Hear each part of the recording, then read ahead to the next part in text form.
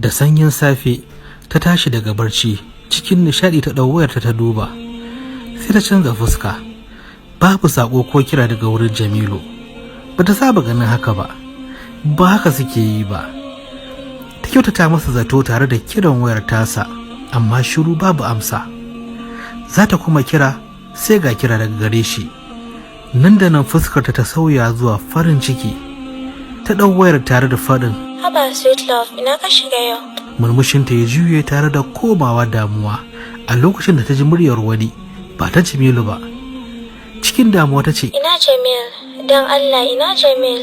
Sai aka amsa da cewa, karki samu damuwa Fadila, Jamil yana da lafiya amma na ɗan wani lokaci. Sai ta ji an kashe wayar.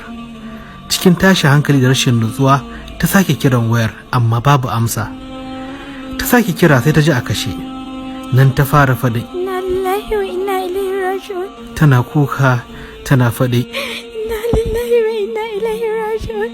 Yawa shirya masifa ce take tankara ta. Inna lillahi wa inna ilaihi raji'un. Inna lillahi wa inna ilaihi raji'un. To mutane na, shin ko me ya samu Jamil?